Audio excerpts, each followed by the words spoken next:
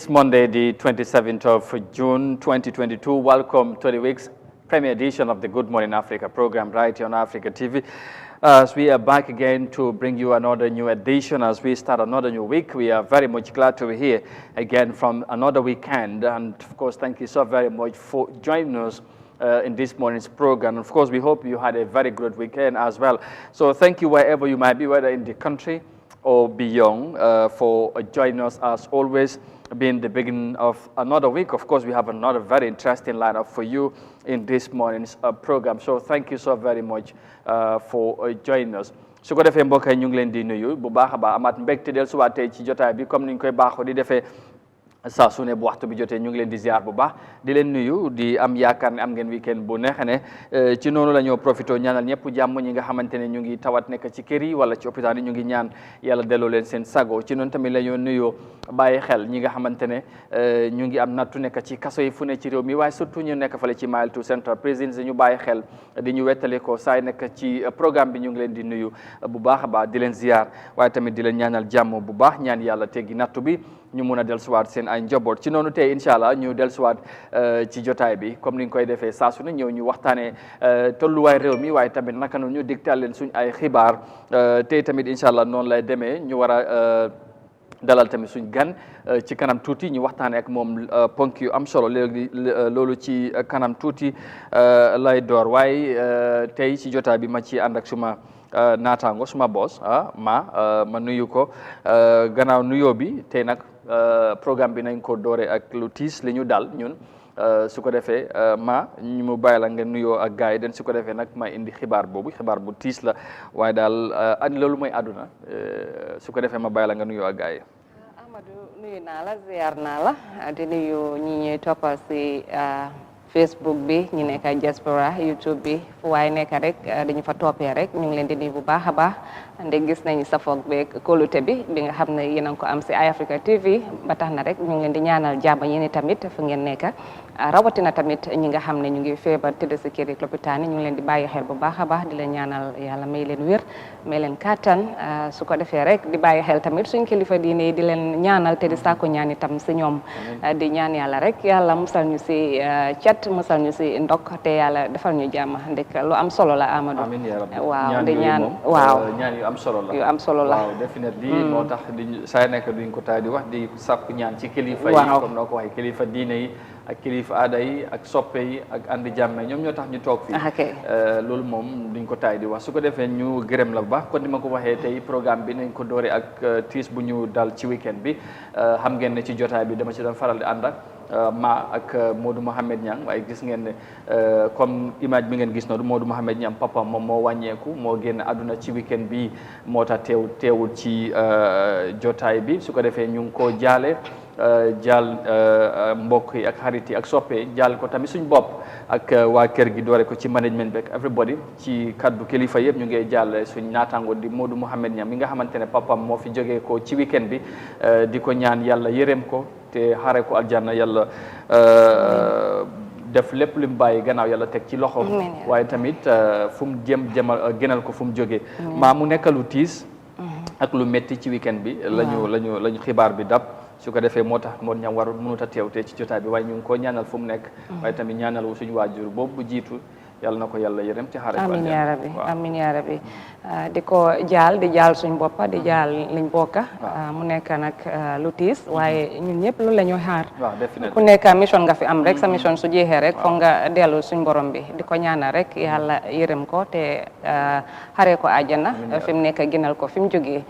di wax ne rek na njaboot gi tamit muñ di la ñaanal rek ñu am xoli muñ waaw loolu tam lu si am solo la su ko defee rek di ñaan yàlla rek yàlla defal ko jàmm mais ko fi mu tëdda sedda guy ak ñi nga xam ne fekk na leen fa tamit ñoom itamit ñu ngi leen di ñaanal aji jiitu yëpp ñu ngi leen di ñaanal njaboot ñu fi bàyyi yàlla teg si loxo yàlla sàmm leen aar leen waaw moom ñang na ñu ngi ko masawu tiis bi ñun ñëpp a ko bokk waaw ndax nag ñàkk kilifa lu métti la waaye comme na koy yàlla may ñu xoli muñ waaw moo tax tamit ñu ngi gërëm ñëpp ñi nga xamante ne ñu ko jot a yëg di call di ko nemmeeku xam naa ne léegi jokkaloogu demeewut noonu waaye daal xibaar baa ngi noonu su ko defee tey mënutoon ñàkk ñu ubbeeku jotaay bi waaye xam ngeen tamit media la donte ne métti na waaye tamit foog ñu ànd ak liggéey bi ci loolu waaye ñu ñaan leen yéen tamit ngeen ñaanal suñu waajur boobu yàlla yërëm ko su ko defee comme noo ko waxee li mooy àdduna ñu ne bakkan bu mos dund rek foog nga ñam dee waaw kullu nafsin zaa'ikatul mawt waaw mu ngi noonu su ko defee ñu gërëm leen bu baax ci loolu su ko defee gannaaw xibaar boobu incha allah tey ci jotaay bi dañ waxtaane li nga xamante ne mooy food safety ci fan yu passé dañ dajale woon seen ay stakeholders si ñu waxtaan li nga xamante ne mooy wàllum ganaar wala bokk yu mel noonu lu ñoo jëlee ci biti indi ko ci réew mi ndax lu war a continuer am de dañ ci war a def taxaw seetlu jàpp ne lu war a wala boog lu ñu amagum ci réew mi war nañ ci mën a sukkandiku Gambien si war koo dundee utee nañ ci gis-gis xam naa nañ ci ñëw léegi incha allah leneen li mooy aj ren suñ ujaaj yi yàlla def na ne am na ñu fi jógee ko ba pare dem fale ci Saudi Arabia di Makkatal Mukarrama luñ ci mën a jàpp mooy first flight bi moom yegg na ci jàmm loolu luñ jàpp la waaye nag am na leneen xibaar yi ñoo dégg ci diggante bi second flight bi dem na am demut bugg nañ ci am leeral amaana fii balaa jotaay bi di jeex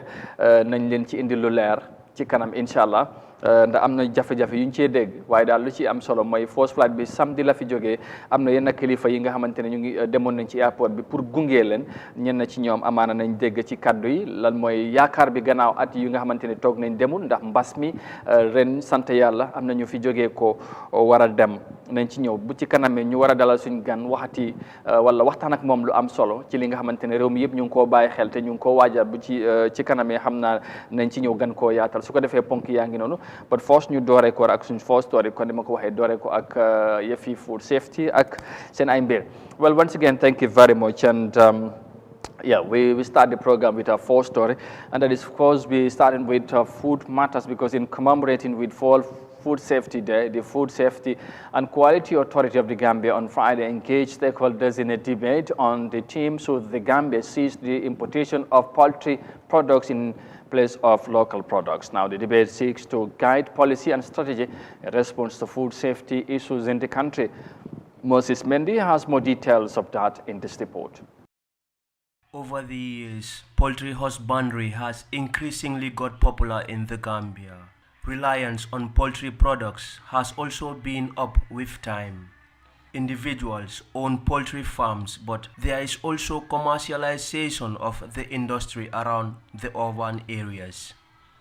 Poultry products are essential source of quality animal protein, especially the eggs. But quite a number of Gambians held serious reservations about imported poultry products. They even argue that the government should put a ban on the importation and empower the local poultry farmers. In that token, Food Safety and Quality Authority of the Gambia, in commemoration of the 4th World Food Safety Day, pitched stakeholders against each other to contend ideas on the topic.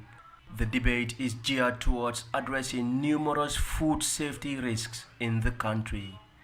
Michael Mendy, founder of Nalipal Agricultural Enterprise, in speaking against poultry egg importation, stated that importation should decline because local poultry farmers are well capable of meeting the demand supply of egg consumption in the country. He highlighted the steady rise of local production in 2020 to substantiate his claim. So in 2020, the local production have gone over 500,000 metric tons locally. So you see from 2019, that jump from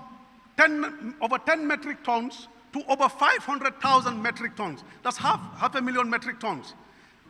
Obviously, because the market is there, the cost of feed was less in 2020, and other favorable conditions were there. So obviously the production has gone up. He observed that production and expansion has since been hampered by the government's ban on chick importation from Senegal due to the avian influenza, COVID-19, and the price surge of chicken feed.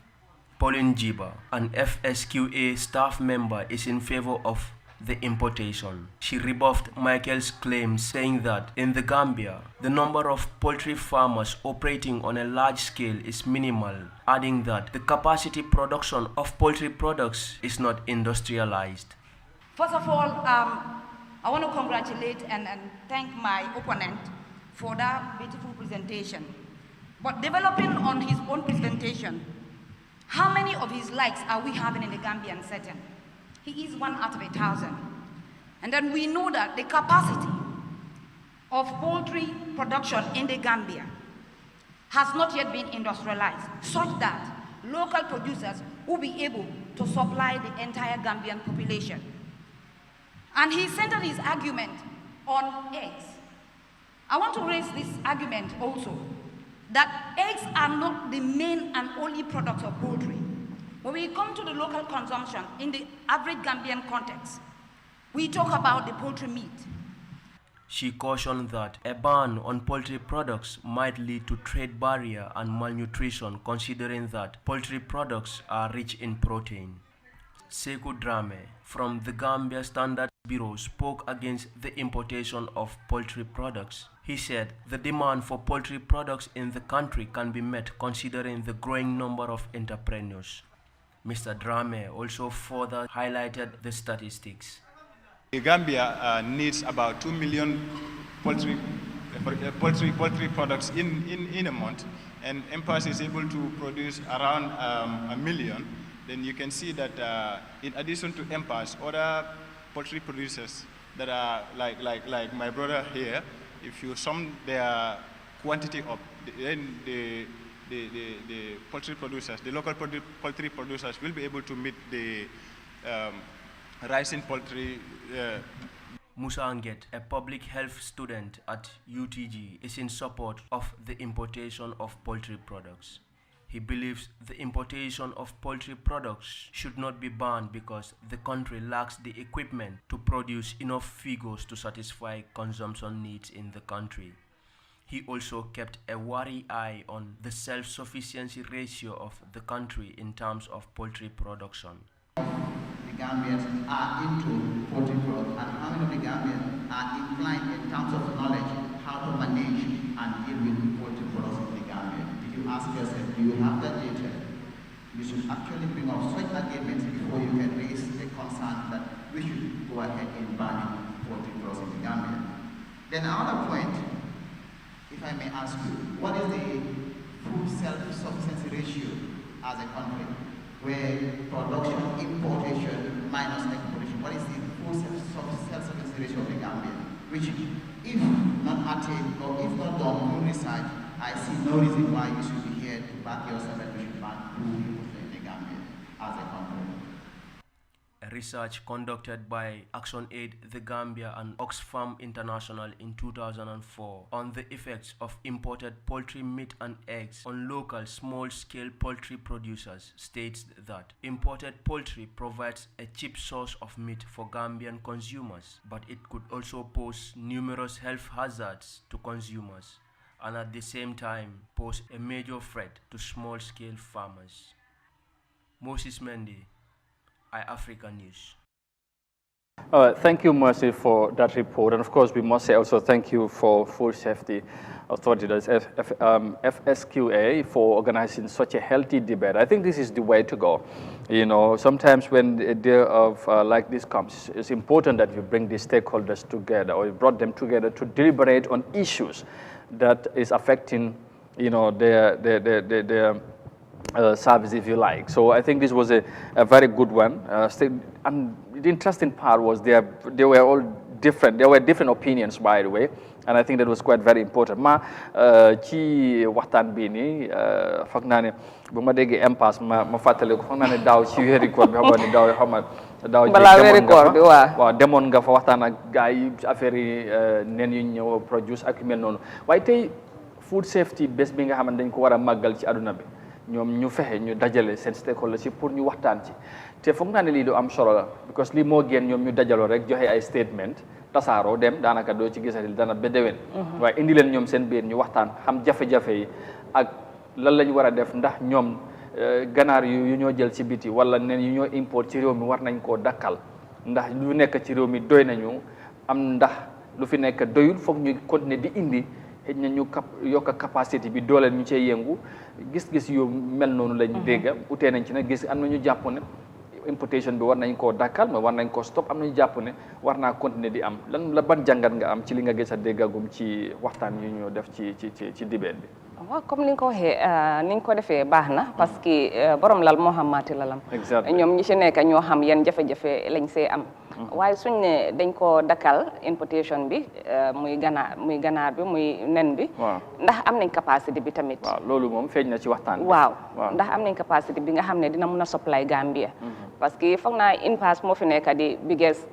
waaw producer ndax ñoom am nañ capacité boobu noonu pour supply half of Gambia sax wala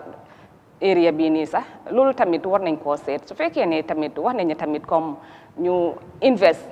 si poultry farming bi loolu xëy na dina tax ba nga xam ne suñ amut 100%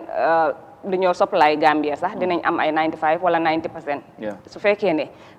am nañ dugal nañ si maanaam invest nañ si. parce que dëgg la ñu bari ñu ngi invest ci poultry farming bi waaye ndax am nañ jumtuwaay yi nga xam ne loolu lañ war a liggéeyee loolu tamit war nañ ko bàyyi xel bu baax a baax duñ mën a toog rek jékki-jékki rek parce que last time bi baanoon nañ fi chicken legs si. waaw yàggul sax. waaw génnee ko. waaw parce que xam nañ ne jëmut kër. waaw parce que li nga xamante ne kii wax na ko tey bu fekkee ne dem nañ ba jël dogal yu mel noonu jafe-jafe yi moo indi fi ci nit ki suñ dundin ci lu ñoo ñàkk ci yaram yi dafay bari lool mooy protéine bu mu wax ak yu mel noonu wala sax mun naa jur malnutrition ci réew mi te loolu dafay nekkal daanaka safara buy jur jàngoro te loolu kenn defuk te wax nga lu am solo mooy tey buñ demee di xalaatee no lan moo war a doon taxawaay foog naa jàngat yu mel nii kilifa yu doon déglu war nañ ci xam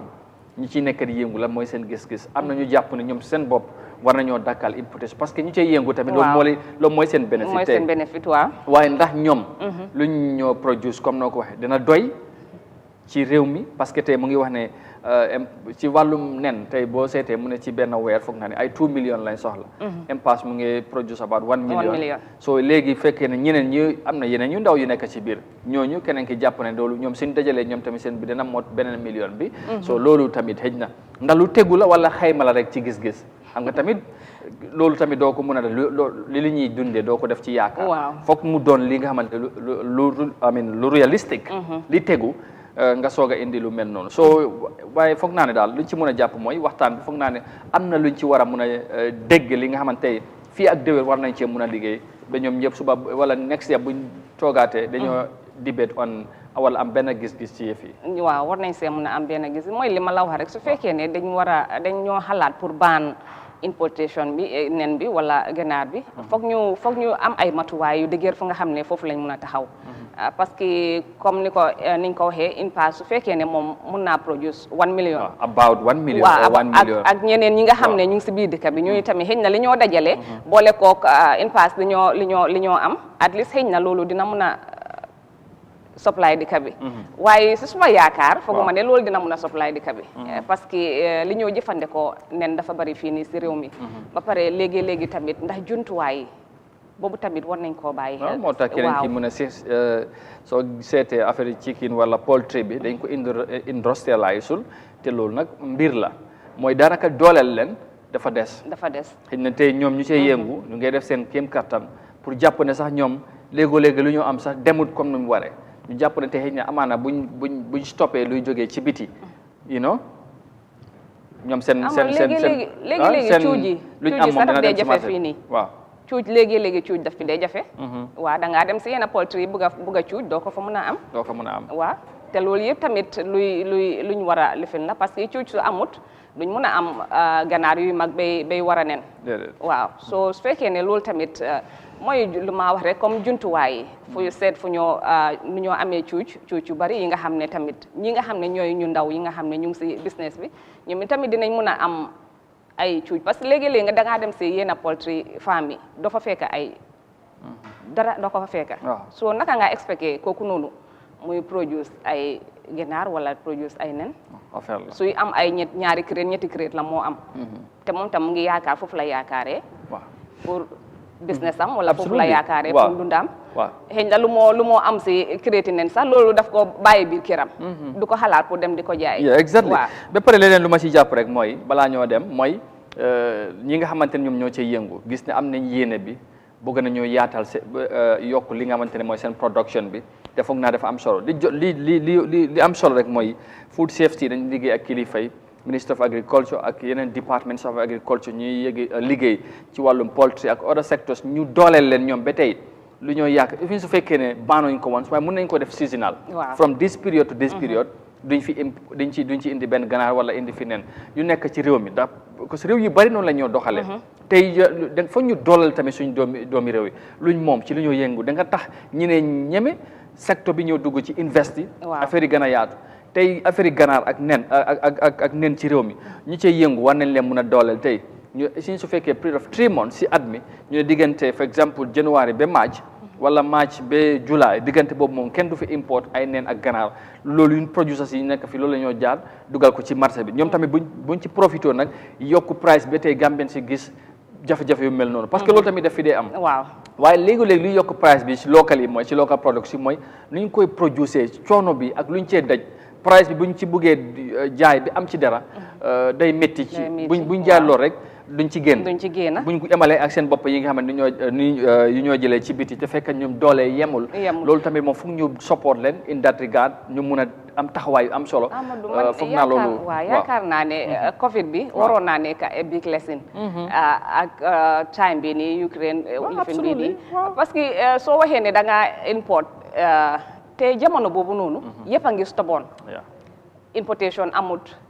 dara dugg dara génnut foog naa ne jamono yooyu noonu ñu ko sóoraale parce que kenn xamut at least fekkee ne invest nañ si poultry farming bi lu ñoo wax ni importation yi nen yeeg yooyu noonu kenn xamut Covid yeeg lu nekk mun naa xewaat dañ dee sóoraale yooyu jamono yooyu su ñëwee xam nga ne dara du dugga no absolutely waaw dara du dugga soo looy yaakaar rek mooy li nga xam ne mu ngi si biir réew mi soo suñ fekkee ne invest nañ si ay poultry farming ak yeneen yi nga xam ne dañ ko dee jële ji si biti invest ko fii loolu lu ñoo njëriñ la absolutely te jamono bi nu ma gisee nii kenn xamul anything is mun naa xew soo ñaanuñ ko yàlla waaye nag nañoo anticiper kilifa loolu la ñu war a mun a bàyyi xel ñu anticiper teel a fagaru duñ bàyyi ba am lu rot ñu soog a wax ne def ñu bett so loolu foog naa ne Covid war nañ cee mun a jàngal ak tey situation bi fu mu toll so mu ngi noonu ñu am yaakaar ne dibéet bi dana jur njëriñ waaye tamit kilifa yi nañ ci jàngee dara fii ak déwén buñ ci tolloo ñu de am beneen gis-gis fekk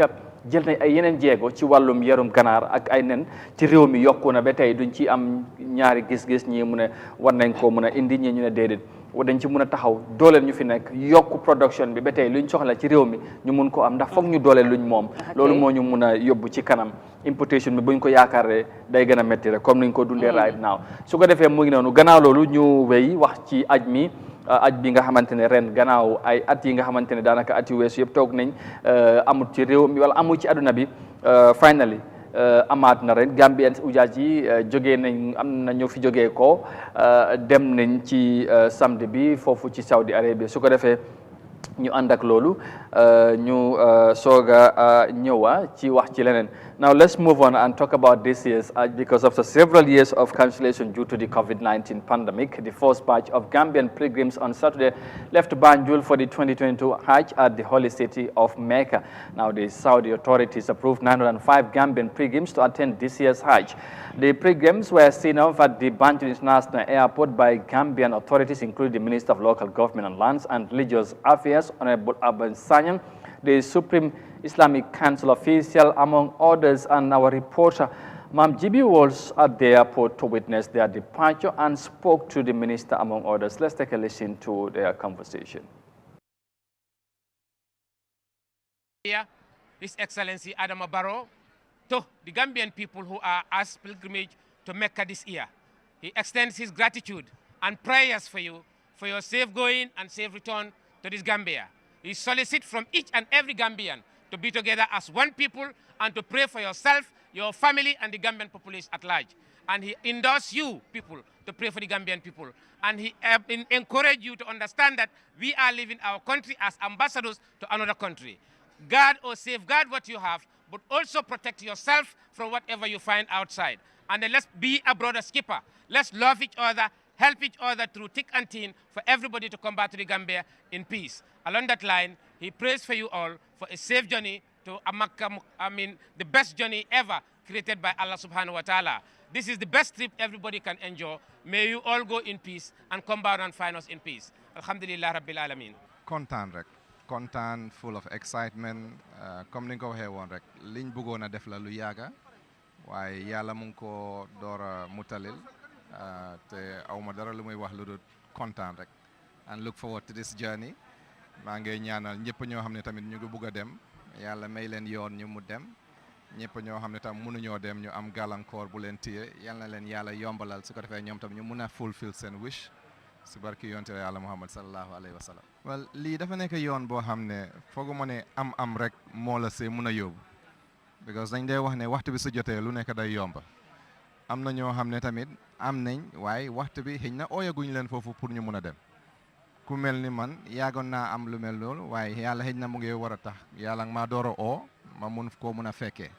so fooguma ne tamit nit ñi dañoo am ñu bañ a dem waaye su jotee rek moom incha allah xam naa dina yomba si ñoom yëpp so ñu ngi leen a ñaanal mu gaaw a jot léegi dan ñuy war a xaar ba si kanam a kanam daal. I just want to thank you all and thank all the pilgrims and say Alhamdulillah Rabbi Alameen that we are all in this journey of the hearts, the journey of a lifetime. What the message I have for the pilgrims is that they should remember that they are going to the journey of a lifetime.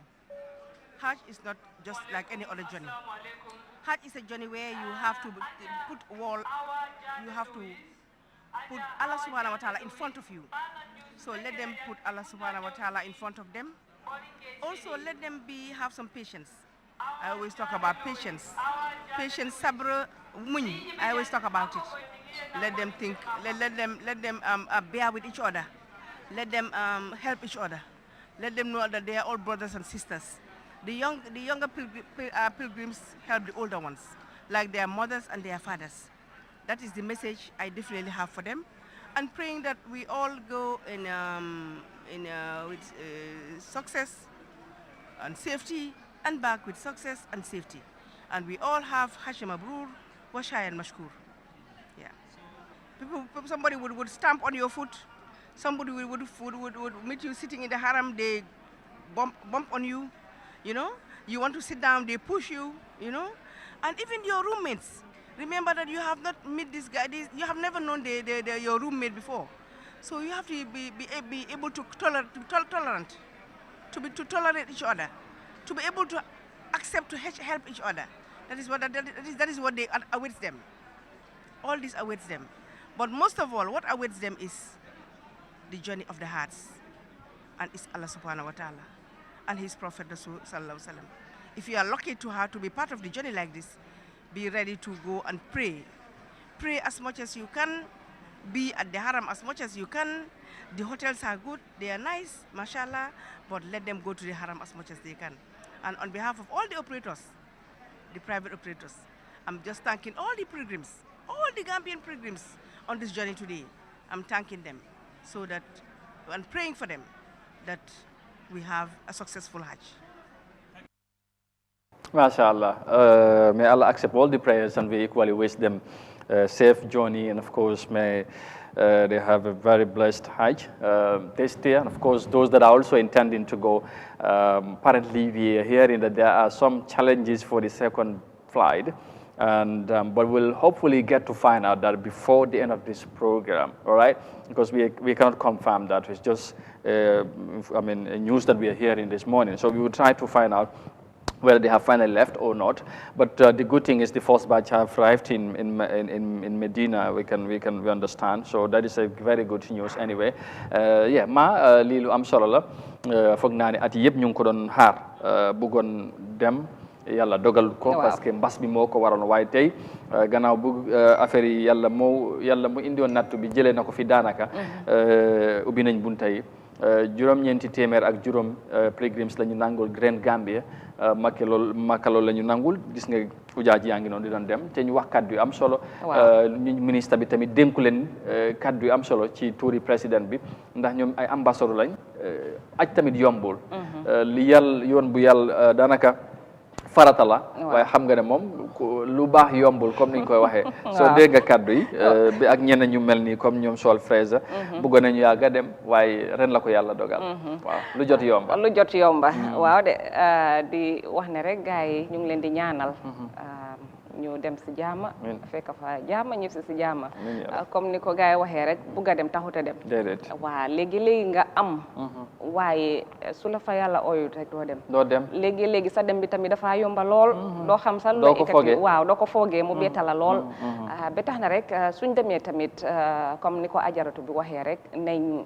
ñaan liñ mun a ñaan nañ ko ñaan waaw dem seeti béréb yi nga xam ne moo leen fa yóbbu li lañ fa yóbbu daal nañ ko farataal def ko si nu mu waree su ko defee rek ñu leen di ñaanal rek aj bu neex waaye ni nga ko waxee rek xibaar bi jot noonu tamit mënuñ cee wax dara ne am na flight bu del si waat waaye xam naa si kanam dina leer waaw dinañ bëgg nañ ci xam dara balaa programme bi tujjee incha allah bu fekkee ne tamit lu ci mënta am bu leeru ci diggante bi ba ñu pare waaye am nañ ci yaakaar nañ ci indi leeral wala ñu xaar ko ci keppaar bi waaye jàpp naa ne fii ak balaa ñoo tàggatu ak yéen war nañ cee mën a am dara incha allah waaye li ci mën a am solo daal mooy wala lu ñu ci mën a jàppagum mooy first flight bi moom dem nañ te loolu sant yàlla ñu ngi leen di ñaanal beneen yoon ñaan tamit comme kilifa yi ni nga ko waxee ministre bi wax ko ak li nga xamante ne mooy ajaratu boobu nee nañ jàppalante ñoom tamit seen biir muñalante surtout parce que yaa ngi ànd ak ñi nga xamante ne xamantewul leen minantewu leen waaye tamit yàlla yooni yàlla moo leen boole te tamit dem sàkku ji ngërëmi yërmande yàlla ak ngéneel foog naa ne ci béréb bi nga xamante ne moom moo gën ci béréb yi yëpp foog naa loolu lu am solo la waaye ñu xam naa ne ay kilifa lañ te ñoom yëpp am nañ yaakaar ne incha allah lu ñu yàgg a xamee Gambie ci wàllum aj ak yeneen yi nañ ko motal te am nañ yaakaar boobu ñu ngi leen di ñaanal bu baax a baax su ko defee xam naa ne lu am solo la kaddu bi mu wax noonu lu am solo la muñ parce que fi ngaa dem ñi ngaa dem bokkal room ñi ngaa dem taseel ay junne nit ñoo faa tasee mais ci plane bi sax waaw dooreen bi ci dipaaco bi fii gis nga ñi xamante wuñ de waaye ñoom ñëpp benn mission bi moo leen tax a jóg soo foo yooyu foog nga di jélale yeena yi boole ko muñ parce que doone nit ki lum la okkati rek nga lifin nga react du demee noonu foog nga teey nga muñ parce que béréb bi nga dem moo ko laaj waaye di ñaan rek yal na yëpp nekk si jàmm rek yàlla tegu si may ñi fa daje yëpp xoli muñ xoli ubbeeku daal ñu mun a nekk together parce que ku nekk da nga ñëw ak different jikko different lifestyle foog ñu muñalante foog ñu dimbale wante tamit ba pare ñu ngi wax ne xale yi tamit nañ dimbale mag yi parce que ñu dimbale mag yi soo gisee ne kii moo la mag te mu ngi nekk si yenn condition yi jàppale ko du la wàññi dara daf laa yokka rek waaw absolument te ñu ngi dem ci béréb bi nga xamante ne ñëpp am yaakaar bu mag a mag foofu te ñëpp bëgg a dem foofu ya ñaan naa yàlla dem fa ajaratu bi mu mat waaw ajaratu waaw war naa mot moom fii ak déwén yàlla mën na ko yàlla def ak ñëpp ñu amoon yéene ren bëggoon a dem te yàlla sottale ko ñu ñaan rek fii ak demeen buñ ko fekkee ak jàmm yàlla dogal yéene yi comme Sol Fraser wax na ko moom xëy na amoon na ko sax waaye yàggoon na ko bugg a def waaye ren la ko yàlla dogal te bari na ci ay morom comme ni ko waxee rek bugg a dem taxut a dem waaye lu jot yomba tamit len la ko yàlla dogal ñu ngi ko wis ak ñëpp chef Johnny gars am aj buñ nangu ndax loolu tamit dafa am solo su ko defee mu ngi noonu ñu ngi xaarandi fii ak si kanam rek ñu jéem a seet nañ ci bugg a indi leeral li nga xamante ne mooy si second flight bi ak third flight bi nda dem nañ wala demuñ ñu ngi cee dégg ay rumors ne flight yi dañ dem ba am na bu second flight bi dafa dem ba ci yoon bi ñu delloo ko lan moo ko waral bu dee loolu moo am nañ ci xam si bu dee tamit amul loolu tamit nañ ci indi leeral incha allah fii ci kanam waaye ñu ñaanal suñu ajaaj yooyu yàlla yóbbu leen ci jàmm indiwaat leen ci jàmm ñu ñaanal réew mi tamit jàmm bu ci nekk mu sax mu yàgg fii wala mu law incha allah su ko defee gannaaw loolu dañooy jël short break ñëwaat dugal suñ gan ak continuer waxtaan ak moom incha allah ci lu am solo li nga xamante ne tamit wax naa ko réew mi yëpp ñu ngi ko waajal di ko xaar xam naa bu yegsee rek ñu dugg ak moom ci waxtaan bi nañ jël short break and then come back ci diggante bu ci xejee sax ñu indi leen leeral bu ñëw wax incha allah dem ñëwaat léegi-léegi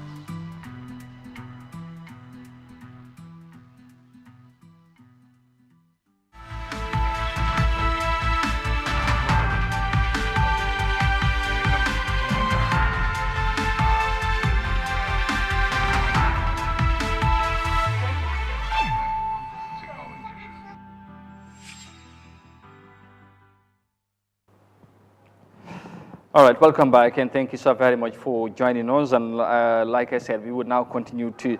discuss on, but in another dimension, by the way, we want to talk politics now because, you know, it's something very, very important as always, you know, it's part of what we do and part of what everybody's concerned as well. So, ko defee ñu dellusiwaat ci waxtaan bi comme gannaaw break bi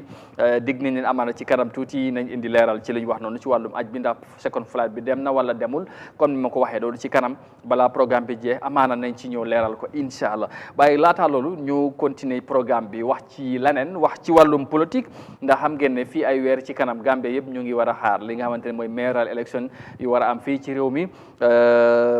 gannaaw bi nga xamante ne mooy présidentiel bi parliamentary bi ak yenn by election yu fi am jamono ji nag lépp lu ñoo xaar lu ñoo waxtaane mooy mayoral election wala local government election yi fi war a am tey nag ñu am gan bi nga xamante ne am na yéene wala sax mun naa wane samp na ndëndam ba pare ndax digg na la li nga xamante ne mooy intention bu mu am pour taxaw ci mayoral election yi fii ci tundu KMC kenn ci ñooñu lañ am tey waxtaane ak moom lan la amal waa KMC ak yéene bi ak lan moo tax mu taxaw moom mooy Moustapha Touré moom lañ am tey ci studio bi war a waxtaan ak moom ci programme bi mu war a nag taxaw ci tur NPP mooy parti président Barrow bi xam ngeen ku wax NPP moom wax président bi su ko defee moom lañ am tey ci studio bi war a waxtaan ak moom ci yaatu ci yéene bi ak lu bari li nga xamante ne mu ngi xew ci biir KMC Mr Touré ñu ngi lay nuyu bu baax ba am mbégte dalal tey ci suñu programme bi ñu bàyyi la nga nuyoo ak waa KMC ak waa Gambia ak aduna ñu lay seetaan right now. Asalaamaaleykum wa rahmatullahi taala wa barakaatu maa ngi nuyu Eyeafrica jërëjëf di leen wax jërëjëf ci invitation bi ngeen jox ma seen time war a toog fi di ma déglu maa ngi nuyu suma yaay Serekunda Ajakuta maa ngi nuyu suma family maa ngi nuyu KMC yëpp especially maa ngi nuyu suma executive bi KMC Unda Ñang ak executive am bi maa ngi nuyu président bi maa ngi nuyu suma campaign manager Mr Gassama daanaka maa ngi nuyu Gambie ñëpp macha allah di leen wax ne asalaamaaleykum wa rahmatullahi taala wa barakaatu. waaleykum salaam maa gan gi yegsi na dégg nga ko moom lañ fi am tey mu nekk lu am solo dégg nga nuyoo bi xam nga nuyoo politicien moom soo leen bàyyee ñoom dañoo yaatal. waaw nekk rek nga kenn mer waaw te koo fàtte rek dem nga si télé bi wala rajo tuddloo ma mu ne waa next time su ma demee daa la wax so yooyu mooy problème surtout nag daf ko bu mbëri rek waaw waaye xam naa comme ñëpp daal bàyyut kenn waaw su ko defee moom bokk na ci ñi nga xamante ne tey fesal ne ni yéene bu mu am pour bokk ci jongante mayoral election yu war a am ci réew mi waaye surtout ci KMC te tamit ku ko xam na ne li nekkul first time mu bëggoon li nga xamante ne moom mayorship bi ndax 2017 bëggoon na ko waaye sottiwul waaye loolu nañ ci ñëw ci kanam but first ci parti bu mu bokk di NPP moom fesal na bëgg a am waaye am na ñeneen yuñ dégg tamit ci parti bi ñoom tamit wax nañ ne bëgg nañoo taxaw foofu ñoom tamit ci KMC te moom tamit KMC la nekk tey nga bokk ak ñoom parti Moustapha Touré foofu la bëgg ñu door force pour mu leer waaw lan nax nga gisee loolu tey ngeen am ñi nga xamante ne bokk ngeen parti xëj na ñu bari jàppoon ne sax xëj na waroon ngeen a mun a waxtaan seen biir ba pare balaa ku nekk di fesal man bugga naa loolu en tant que ki nga xamante ne jàpp nga ne tey bokk nga ci NPP te am na loo ci def am nga ci dayoo wala contribution tey loolu ban lan nga mun a wax ci waa KMC wala Gambien si ci salaamaaleykum ma dellu si waat di nuyu ñëpp xam nga aayut pour juróomi nit fukki nit ñaar fukki nit is their constitutional right pour ñu ut place especially soo leen bokkee ci benn parti boo xamante ne parti bi is popular parti bi dafa am future ku nekk dafa su place génne rek ñëpp dañ koo bugg a ut waaye waxtaan bi nag boobu dinañ ci ñëw waaye léegi ñëpp a wéna seen bugg a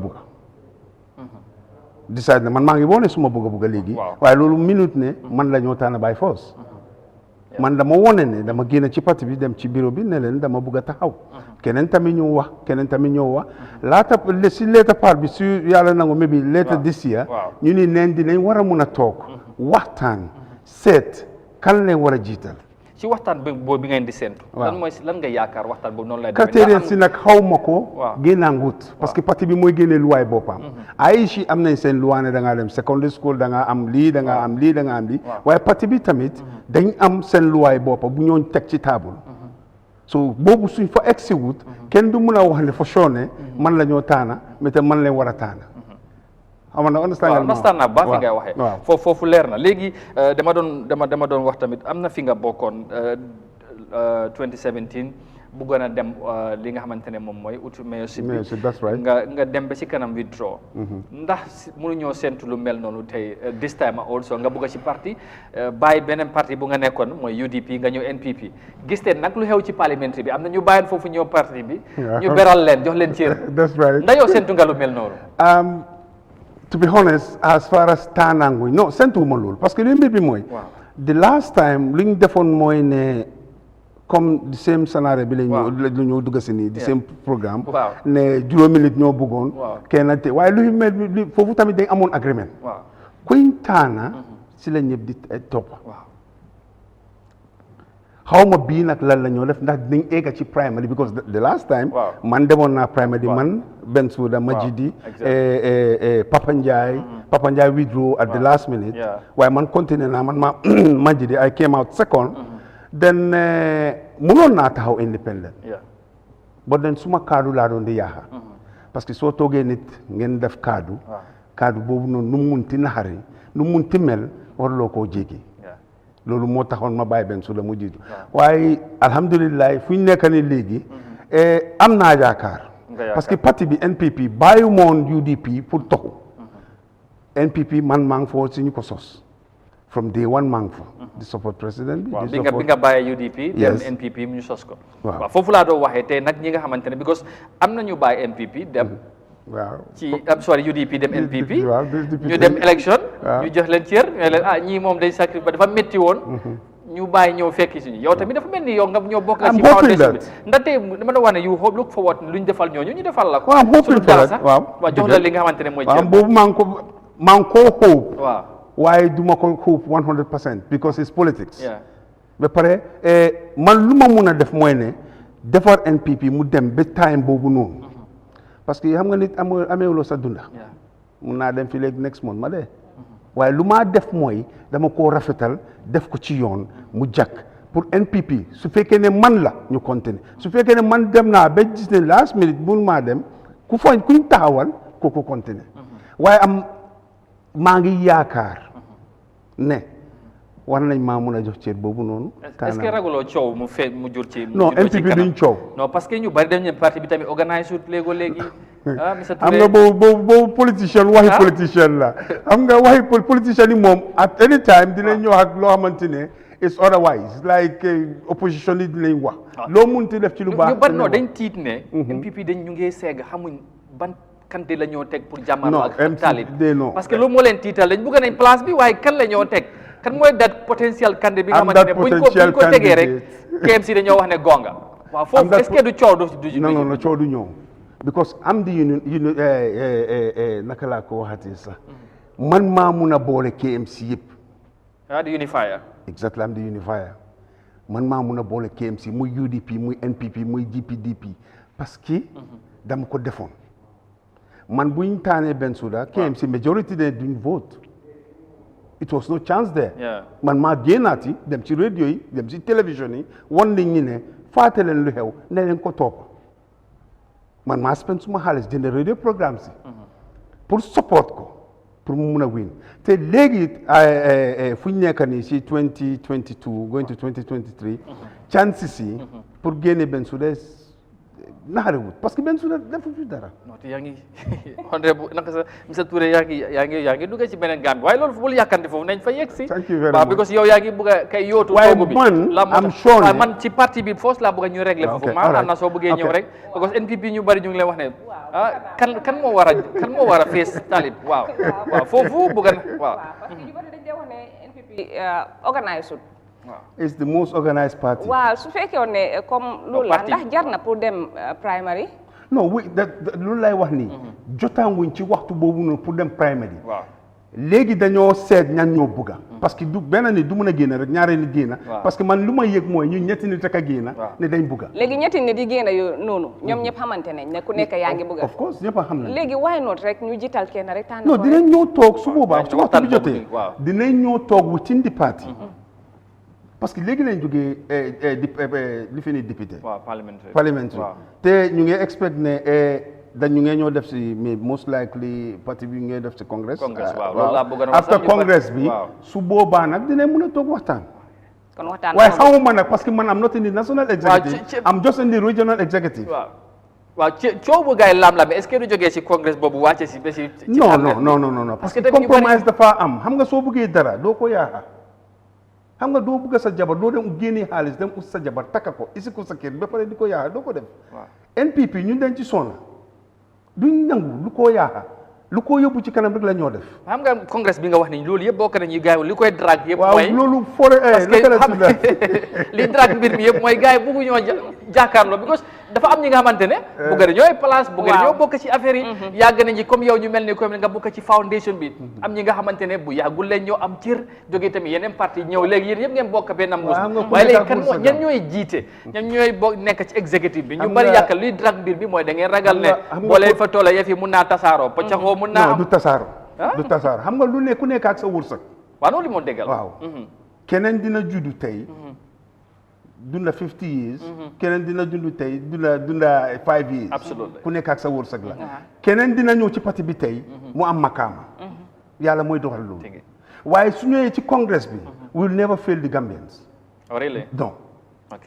dinañ come with a flying colors yoo xamante ne dina yóbbu parti bi ci kanam te ñi dina gën a am yaakaar ci parti bi I'm sure of that parce que doo comme lu ma ko waxee fii la rek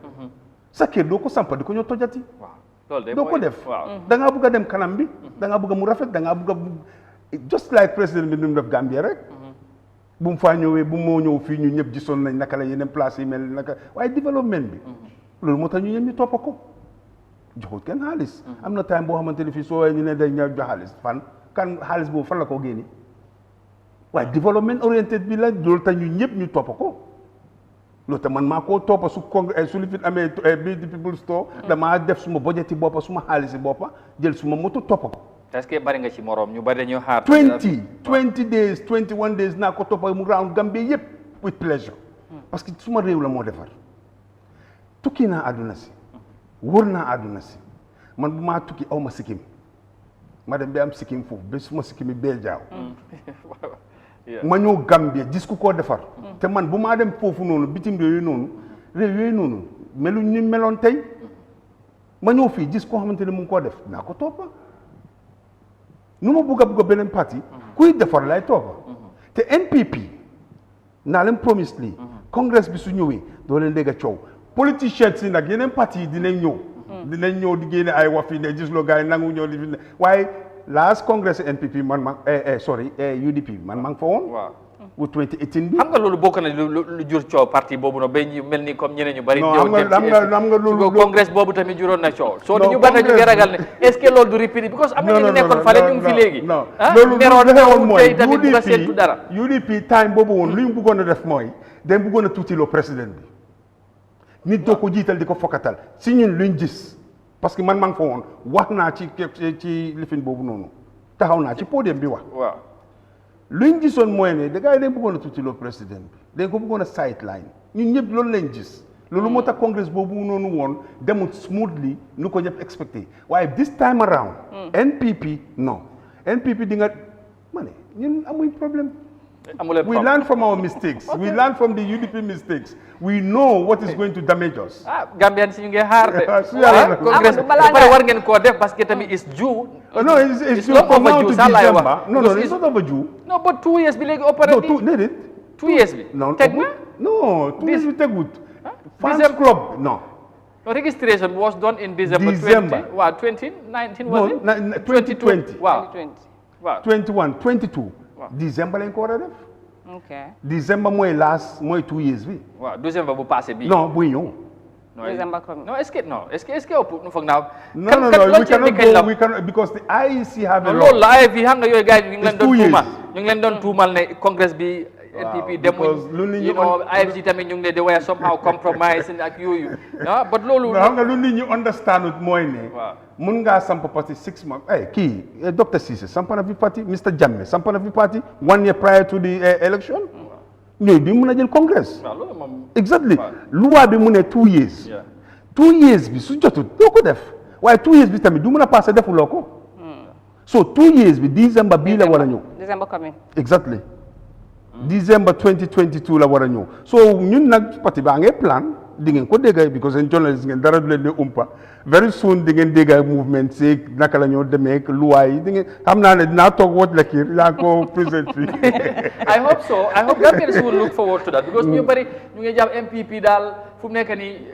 xam nga am na ñu bari ñu ngi bugg a yootu xam nga élection ak politique ak ay mbiram. am na ñi nga xamante ne comme moom si foundation lañ bokk. am na ñëw am na ñi nga xam ne ñu ngi ñëw yàggul waaye bokk nañ ci ba tey fees nañ ci soo léegi ñan ñoo cee bokk ak kan mooy jël ban place yooyu ñu bari ragal. you know I know it is but then kan mooy ñan ñooy nekk dat executive ñi ñoo xaar so ñu bari yow loolu mun naa indi feewalo waaye comme moom asoon na Gambien si division du am ñoom ñu ngi ko xaar so su fekkee dama bëgg a ñu move on waaye soo amee leneen rek ci tànneef bi ak yooyu ndax tamit ak criteria si ndax boobu loo tamit parti bi lu moo indi xëy na du nekk gàllankoor yow sa su boobaa ñu seet waaye xam nga boobu duma ci mën a wax dara parce que loo xamul doo ci mën a wax dara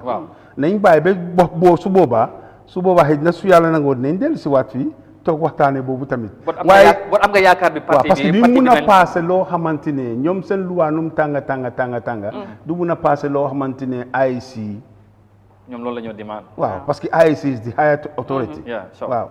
so ñoom dañoo wax ne da ngaa I don't know lu ma xam ci député bi mooy ne da ngaa nekk ay member da ngaa def lii da ngaa def lii su boobaa nga mun a bokk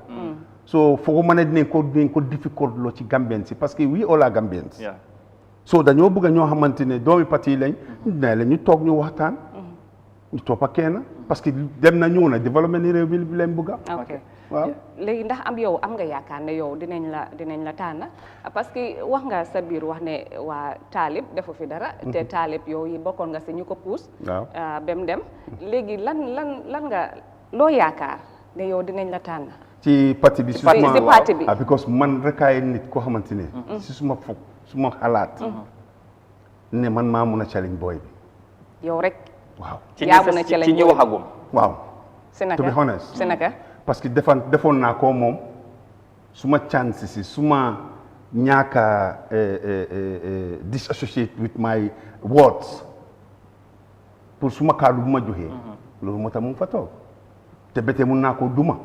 non waaye loolu loxo bu takkoon gaynde moo ko mën a firi non loolu dafa yomb pour wax ko xam naa ne sax nañ ci ñëw xam nga lu ma wax ni waaw dama bëggoon di régler bi ba pare ñu soog a buubu loolu moo wax ni tamit daf ko bëgg a yombal te xam nga tamit Taalib li gars yi wax du ñeexu ñebe non ñeexi ñebe la ñeexi ñebe la ñeexi ñebe la léegi comme la wax di soo am nga dat gom parti bi nañ na tànn waaw yaakaar naa ko parce que lu nekk yaakaar so lan moo nekk sa advantage si ñi nga xamante ne mooy ci kanam yi ñu taxaw ci li nga wax because yow yaa ngi fa woon wala li nga nekk KMC la because ñoom xam naa ne waa KMC lañ parce que lu ma lan nga foog ne moo tey boo leen demee ba xëy na sax soo leen waxtaanee seen biir consensus mun naa am waaw exactly waaw so si boobaa yow lan nga foog ne tey boo ko tegee ci table bi gars yi mun nañ déglu loolu bàyyi la nga jàlla parce que man pour jaay ma would be easier because jaaroon naa fa defoon naa ko te nit ñi gis nañ xam nañ lan laa mun a def gisoon nañ ko ku la dig ndéewu su la ne naa la jox añ na la ko jox defoon naa ko 2017 18 génne naa liggéey naa suma own course with pleasure wan Gambien si ne nii la municipalité war a doxee ñoom ñoo la war a defaral sa yoon fi da root si sa yooni gannaaw yi ku feebar mun ngaa war a dem ci municipalité bi mu dimbaleel sa njëgi garab sa doom mënut a dem school because of naka la tuddaati school fees mun ngaa dem si municipality bi try naa loolu yëpp on my own cost privately won nit ñi ne nii la war a mën a demee te when I was doing it I did it in public tamit boo xamante ne ñëpp amoon nañ ko muy yoon muy mbalit muy yëpp man maa ko commencé fii won nit ñi seen right so on that course foog naa ne man maa am chance bi ci kanam yi exactly ñeneen ñi ak ñi ngaa joganteel waaw loolu leer na léegi luy mbir yi demee loolu nañ ko xaar ci kanam NPP ndax moom la ñoo demee wala keneen la ñeneen ñi tamit nag suñ buntee ñu ngi soo leen buggee ñëwee ngeen challenge sa tur you are highly welcome so moom de am na confidence ci boppam I can see that waaw I can see that léegi ñu move on to fi nga xamante ne yaa ngi ko doon xalaat junjate mu ngee ñëw mooy moom moo takk gaynde bi te bëgg na koo firi na loxo bu ko takk moo koy génne loolu nañ léegi ñu wax ci loolu Taalib tey su fekkee ne Because moom nga bëgg a wuutu yéene boobu non nga am. wutuwuma ko sax dama koo génne foofu parce que defut ay reen foofu. xam nga lu am reen mooy mu ngay wutu. waaw lu si sosoy mu ye suloo te ko wutu. waaw mu man suloo te taa wutu na lu am reen. wutu bi mooy replace ko laa bëgg a wax. ok all right waaw. génne ko fa génne ko waaw. moom nga yàlla nangu waaye gars yi KMC ñoo ko faa génne nag. waaw buñ ko fa génne. waaw loolu moom waaye loolu nga bëgg a. waaw loolu laa bëgg. tey yow yaa dimbale Talib nga ne mu ñëw. ci li nga ko waxee. waaw bu mu ñëwee ak léegi. naka nga gisee nekkinam KMC as the mayor. to be honest dafa fatal. after 4 to 5 years now wow. Talib Bensouda have collected $1.5 billion lan la fa def man loolu laay laaj Gambien si loolu laay laaj waa KMC dem naa ci radio bi 3 times or 4 times every Tuesday dama dee dem ci radio bi maa ngi laaj gars yi KMC lan la fi Talib def after collecting $1 billion amuloo tontu. non kenn tontu wu ma parce que kenn du wax ne defar na fii de route the only thing te jox naa ko tur boobu mooy he's a flower boy a flower mayor parce que lu mu def rek mooy municipality bi mbalit bi ba mu ko isee moto yi balaa maa xam lu tegu ci gannaaw. kool naa ko congratulé naa ko koolu ma ko direct waaye seenoon naa ko message. congratulé ko ne xalaat bi baax na pour nit ñi seen mbalit yi mu génne ci dëkk bi waaye instead it was a business oriented business moo nekkoon ci gannaawam te business su nekkee ci gannaawam dimbalewuloo nit ñi because then it's a profit base te mooy dëgg bi lii moo taxoon government bi sax bàyyuñ moto yi custom free nit ñaa ngi doon di coow Bensouda isi na moto nii naa waaye lu nekkoon ci gannaawam kenn xamu ko woon. est-ce que yow sa laajte bi nga laajte li tax amuloo tontu mooy nit ñi jàppale kii lu moo laajte it's not legitimate. of course it is doo mun a jël suma $1.2 billion yi yow defaruloo ma yoon defaruloo ma school yow defuloo dara. non but after 4 years. after 4 years xam nga tey su fekkee ne yow ni nga ànd ak président Barrow mun na la for the past 4 years defu fi dara est-ce que loolu nit mun na ko déggin boobu yomb na for example. président bi mais yow tamit toog ko 4 years nga ne ko ne. exactement ne mënoon ngaa ko xam nga yaa ngi wax at least su doon benn wala ñaar. non non nga apprécier tal loolu. non waaye wax naa ma ne flower yi. non waaye flower loolu taxul ñu wax yow tamit. of course non sabotage la. non du sabotage. yàlla xam na non du ma fen. du ma ko teg baat. du ma ko teg du ma ko jiiñ dara loo xamante ne. yow daal loolu nga gis lim def. waaye lan la moom moo ko war a proof moom mu war a proof ne def naa lii def naa lii. yow daal yow loolu nga gis lim def. yow loolu nga gis lim def. loolu rek laa di ana moto yi wax naa moto yi fii tamit. waaw apart from this two moto bi xalaat bi baaxoon na waaye doxalin bi dafa romb. tam moo ci roon. parce que waruloo jël xaalis. kala jël xaalis wala ten dalasi moo jël. non c'est moto mbalit. waaw loolu opération tamit ak maintenance. non waaye non maa ngi ñëw. tey fexe na waaye soo ma laajoon man nu ma koo defee. waaw loolu nañ ci ñëw yow ni ngay defee boo ñëwee foofu la ñoo tëjee. parce que xam naa ne fekkee ne waa KMC am na lu ñoo xaar ci yow. waaye doxalin bi laa bëgg a ñu wax because after 4 years am na ku fi nekk. waaw te kooku nga fi bëgg a uutu moom nga fi bëgg a jëlee. comme nga ko waxee. te kooku tey doxalinam lan moo ci baaxul ak lan moo tax nga foog ne sax tey moom yellawul pour continuer. parce que tey am na ñu ngi jàpp ne tey yow mbalit projet bi nga wax. ak yeneen yi nga xamante ne xëy na ñoom Talib mun na koo bàkkoo gisuloo loolu yëpp tey. waaye man léegi lu ma laaj Gambien si mooy. xam naa ne su ma demee you get a lot of emails and telephone calls. lu ma laaj Gambien si mooy lan la fi def. because doo xam ne samp na marché bu ees doo xam ne maintenance na marché yi. doo xam ne Latrikunda. ban Latrikunda non defaru ko. moo ko inauguré. moo ko inauguré toppatoo ko ba léegi. non ba pare seen gars yi sax dégg naa ñu ngi saboté di génne image ji wax ne. non waaye dafa am. de loolu fi nga xamante ne dafa am 2018 la woon xaw ma. non billahi wax ne 2022 non we prove that wrong non gaa ngi ko binda maa ngi gis ku ko binda Koli la xaw ma kii Bojang moo ko bindoon waaye loolu dati Serekunda loolu du dégg du fende soo demee Serekunda léegi-léegi ñu dugg moto ñu ànd ma woon la place bi. xam nga ñun lu ñoo def mooy xam nga nit doog soo ko buggut sax ci place bu ko fen waaw bokkuñ ci lu ñoo wax straightforward la te dañoo génne proof marché bi moo ko inauguré waaye Yankuba Koli moo ko fay. waaw loolu. building bi no this is fact. ok go ahead yeah. building bi fu mu nekk bu ees bi léegi moo ko inauguré waaye Yankuba Koli moo ko fay ak Jammeh moo mujjee fay ku fa nekkoon interim bi kooku moo mujjee fay ndesit bi. Bakary Jammeh moo fay ndesit bi lu maa wax ni daf ma man lu maa wax mooy ne yow doo mun a collecte every year, the minimum $270 million from the public. 270 million. This year, their budget is 306 million. Kon yo soy budget 306 million pour spend, kon yo japanga 400 million. In these 5 years, lan la def ci xaalis parce que moto mbale bi ñaa ko fayal seen bopp bokku ci dara ci benn project 5 years bi ana xaalis bi fan la ko dugal. waaye fexe na ba wóot bu nekk am sa moto mbalit. boobu fexe na tey soo demee fu ñoo tuuree mbalit bi. gis nga nekkin bi nu mu meloon ak léegi UN United Nations waaye ma ne. yow am nga yaa ngi wax ne gisoo lim def maa ngi bugg a lim nga gis fence bu fa def bu mu fa def tey waa gox boobu noonu ñu nekkee woon ak léegi. But that fence doesn't cost 300 million. It doesn't cost 200 million. dem na indi project bi nga xamante ne tey 100 million. man lu maa wax mooy yow sa moto bi léegi yow lan la yow sa moto fooy daw ci KMC within the KMC lan lañ fa def foo dugga mu ngi am pax man musuma gis this is the hard fact suufi lifi naka la turaati suufi sokawee bu nit gas kiram sax mu dem teg programme mu ne ko may ma ko ma def ko ci yoon defu ko te every year in year out ñi ngee dawal suñu moto di si seen pax demal Brikama kër man maa ngi am kër fii Wellingara ndax bi fii is $170 per annum loolu ngay fay 175 man maa ngi am kër KMC I'm paying 3,000 upwards per annum marché Wellingara bi $5 la naamo sa KMC $10 la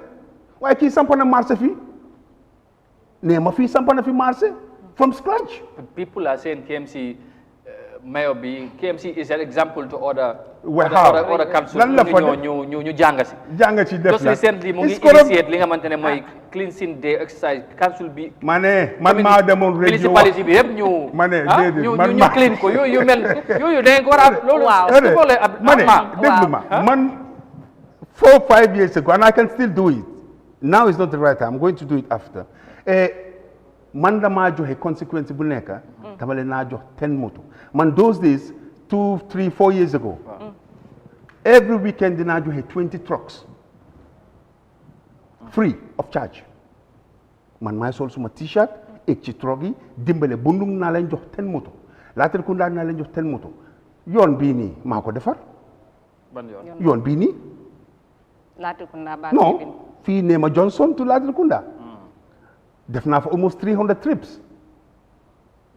man maa isi defar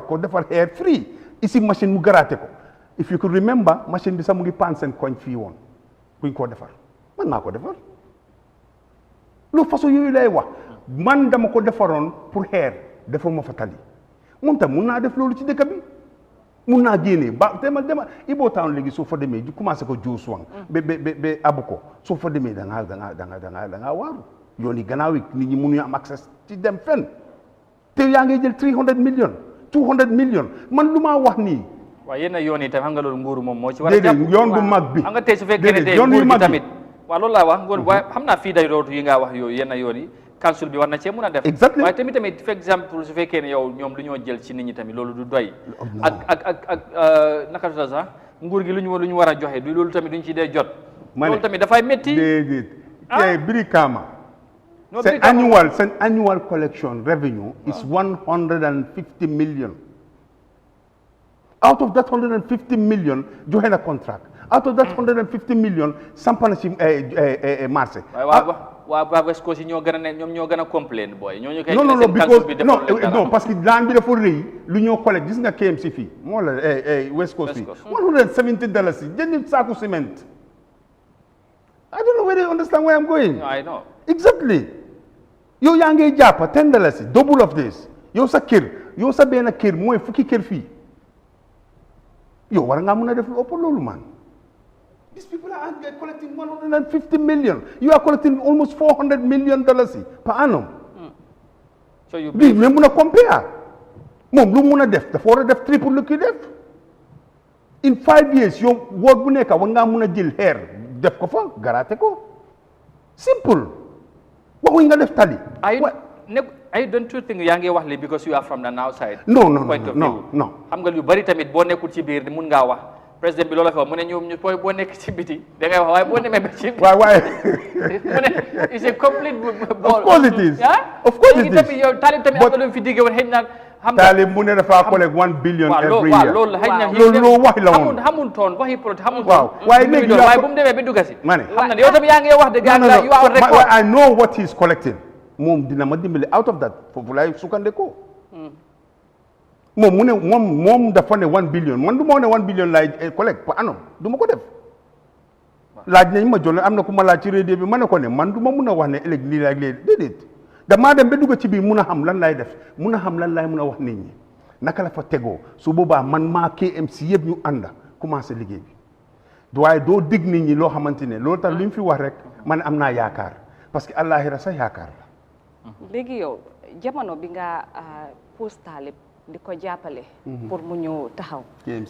KMC. ndax jamono boobu amoon nga yaakaar si moom ndax jamono boobu yow sa xel nekkutoon ne di nga am bés nga ñëw bugg a place bi mu nekk. non parce que booba woon. xamuñ woon ne dinañ tasaaro.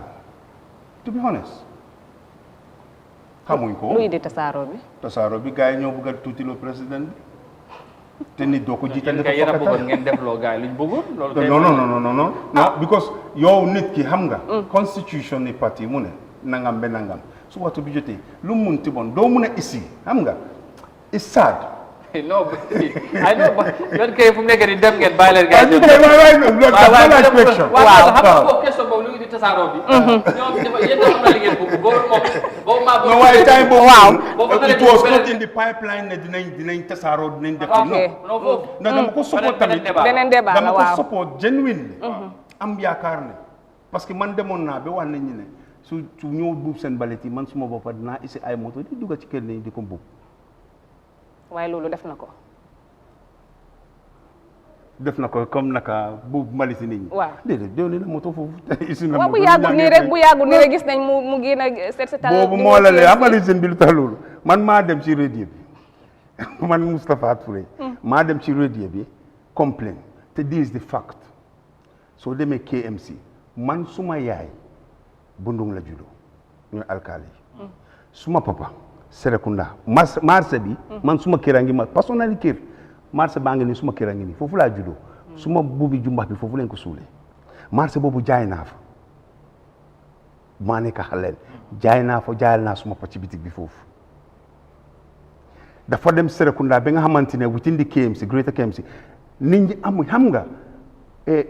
du ku nekk mun a ñëw fay ten dalasi at the end ñoo laaxal saaku yi si side bi this is the fact te demal fii Wellingara fii rek sooy dem Tabokoto da ngaa jóg suba fekk ñu ngi laaxal mbali si saaku parce que amut xaalisam man otherwise laa ko doon di defee boo xamante ni ñëpp nañ ci gis seen boppa ba pare ñëppaay bàyyi force da ngaa sànni sa mbale ci moto bi. est-ce que ok fine léegi ci loolu balaa ñoo move xëy na ci lan nga amal waa KMC xëy na time léegi ci Talib. waaw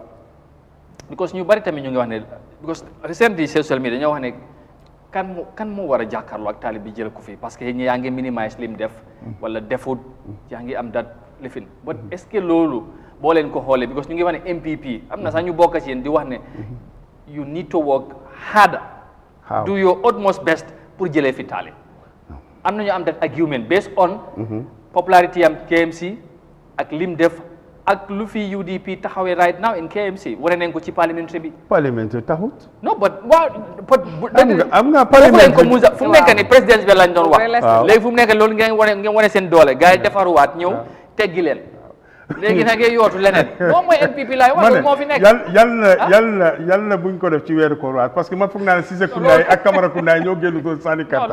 non loolu dara was not an excuse for non waaw foofu lañ ko wér de non damaa caaxaan waaye li mbir bi mooy ne pour ne génnee ko fi moo gën a yomba parce que man comme nu ma wax rek man nga complicity boobu est-ce que du lay yóbbu non du ñu jox problème ñun mighty party lañ we are the biggest party for God's sake ñun ñooy the biggest party in Gambia waxoon naa li 2 years ago maa ngi dem ci radio bi ñu ngi wax man na leen ne mark my words ndax dinaa ko fekkee na du ma ko fekkee in 1.5 years balaa élection bi laa waxoon man na leen ne NPP is going to be the biggest party parce que dëgg la ñoo demee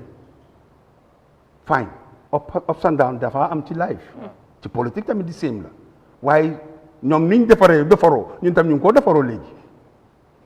présidentiel bi xam nga dañ daan nga ne dañ defaru dem ci ci député yi ñun ñu daan léegi ñun tamit dinañ jogati ñoom nuñ defaroo ñun ñoo ko gën a defaroo bii yoon because waaw parce que bii daf ko jar KMC daf ñu jaral yëpp parce que luy mbir bi mooy li dara nekku fa lu ñoo def opposition yi defuñ fa dara te KMC dañ bugg a wone xam nga waxoon naa ko tamit bundum presidential tour bi 2 years ago man na leen ne bundu Banjul président bi concrète na ko ne leen ko toppa xëj na te yàlla xamoon na xaw ma woon de waaye yaakaar boobu amoon naa ko xalaat bi amoon naa ko ne xëj na dina commencé KMC te commencé na ko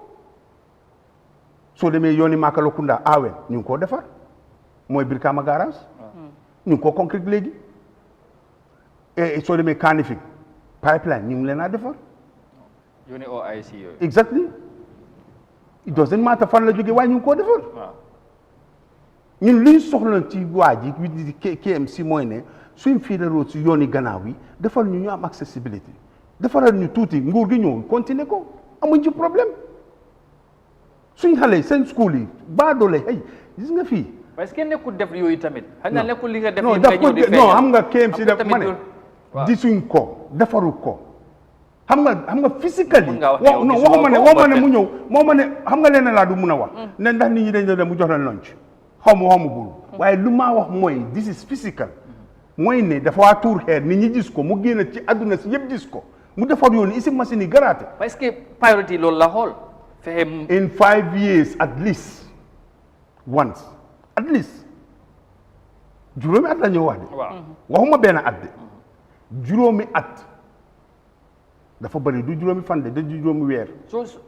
waaw mun naa def léegi where does taalib popularité bu mu am amul popularité fan la ko jëlee UDP déedéet of course non ma ne UDP ñoo ko popularité Adama Barrow ñu su ne popular na NPP ñoo ko popularo this is the hard fact of course UDP ñoo ko toppa yow looy gis si Facebook bi yëpp doo fa gis ko NPP ku ba binda waa UDP rek a faa binda suñ ngeen soo ma waxee nii léegi am nañu bokk gis nga lii non am nañu bokk ci yéen dañ ne bu fekkee da ngeen fi bëgg a jëlee taalib you have to work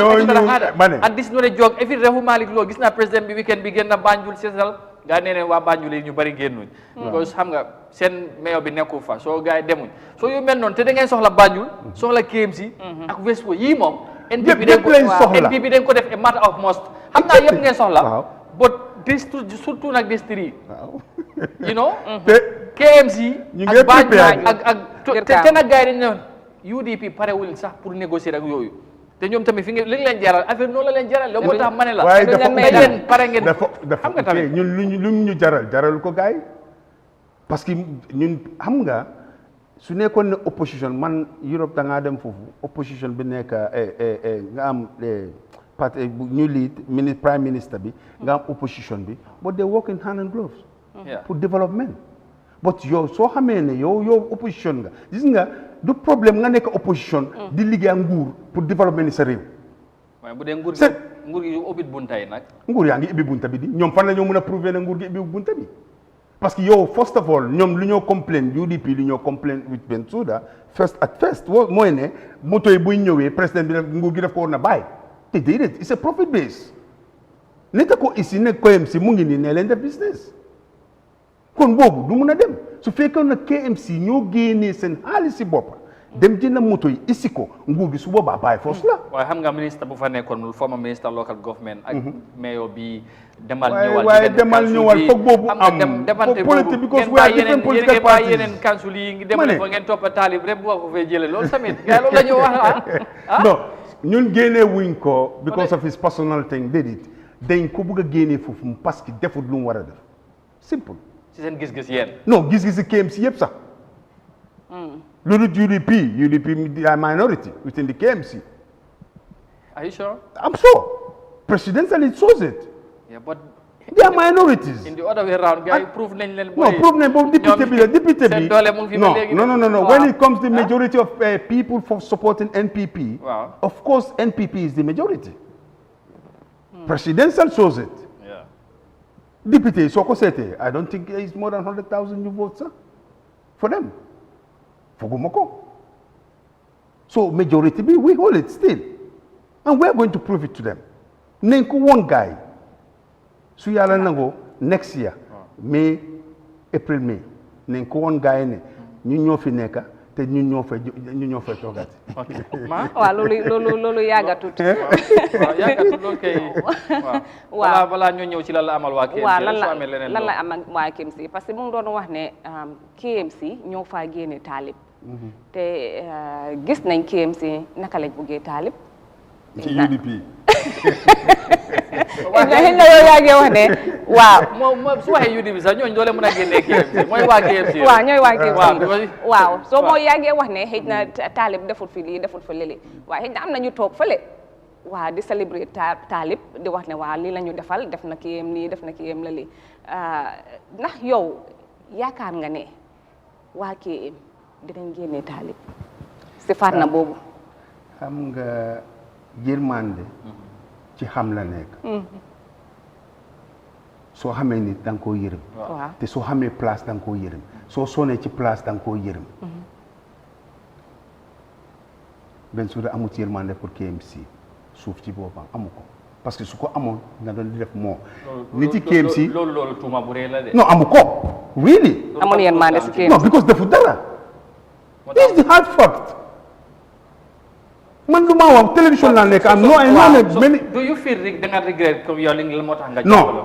du regret tuma du tax ma support ko woon non yàlla xam na. su ma diggante yàlla la wax ne yow kii da nga ko gunge woon. non gunge xam nga. nga jàppale ko mu win nga ñëwaat. mënoon naa léegi comme tasaare nga ne yow yaa ko faa génnee. pour nga wan gars yi yaa ko fa defoon. non su liggéeyoon. su Bensouda defoon lu mu waroon a def. man Moustapha. du ma doon agin. waaye ndax yaa ngi ko doon jàppale si liggéeyam. non parce que man musu maa jox chance liggéey bi maa ngi koo def man suma part as a citizen KMC citizen maa ngi koo def man Bensouda bu ñu ko taanee maa ngi def suma liggéey maa ngi dimbale société bi. boxol gas naa ko dox nga bëgg ma ici gasal la boxol free installer la sa pipe si as a citizen nga ne da nga am problème sa kër sa sàkket dafa daanu nga ñëw ci man ma mun laa dimbale sa school dafa daanu ma ñëw sa da nga bëgg a sampa classroom su es ma def ko foog naa ne citizen loolu la war a def waaye bu ngeewu ma ko woon pour ressources yi kaa koto jubee non genuinely laa ko defoon te yàlla am na. so ambition bi nga amoon 2017. moo judduwaat. 2022 parce que 2023. parce que man bu ñoo dem primary. before primary man maa Bensouda Majidi suma raka la. léegi man maa moom tam dafa bëggoon a taxaw mu bàyyi ko mu ne naa jiitu. dama leen teg ma ne leen ne none of you moo ñoom Papa Ndiaye yëpp ma ne leen. parce que man bi yërmande bi amu leen ko pour KMC doo leen ko mën a doxal toppaleen ma ñu liggéey KMC. wax naa ko gars yi ci olof. wax naa ko gars yi ci soose. te loolu moo feeñ ñoom dañ bëggoon waaye mënuñ ñoom ñëpp la woon ñu fa ne ko toogoon ñëpp daddee ñu weewee 16 numbers dama taxaw ku nekk dafa waroon a wax ma taxaw man na leen ne yéen ñi ku nekk fii. mënu leen ko lu ñu doon di wax ni ñaama toppa ni ñaama ni waaye ñoom ñëpp amoon. waaw Mr Touré. yow yaa dimbali taalib maanaam bokk nga si ñi ko taxawal waaw ndax fooguloo ne tamit waru nga mun a nekk booram su jaarut yoon nga ñëw ne ko ah lii de nga waroon a doxalee waaye xam nga waaye nga ne joxuñ la chance bi non xam nga non balaa ñoo xaajaloo sax non waaye balaa ñoo xaajaloo buñ ko inauguré invite uñ ma demuloo day ma invite moo tax demuloo of course it's official xam nga yow sa kër mun nga maa ne dama fàtte ñëwal suma kër suma ngénte mën naa ñëw waaye yow nguur gi ñoo ko moom léegi réew bi ñoo ko moom du ma mun a ñëw rek nga maa ne mooy toogal fii nga xam ne sell toog déedéet du mun a demee noonu waaye loolu yëpp amoo ci woon problème maa ngi toog yu divi moom moo fa nekkoon waaye luy mbir bi mooy su ma gisoon ne ak su ma gisee léegi tamit ne mu ngi doon mu ngi def lu mu war a def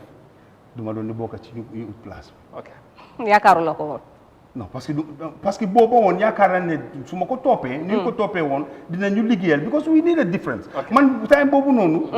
su mënoon naa taxaw independent. waaye defuma ko. parce que we need change. ok Fine. Legi, I know this is the beginning of many. You will come back dengan ñëwaat. Like inshallah. Xëj na tey dañ doon door rek wax naa tamit ñeneen ñi bu ñu jógee yu ñëw. Léegi naa la may 1 minute 30 seconds or so. Nga wax waa KMC. buñ la tànnee.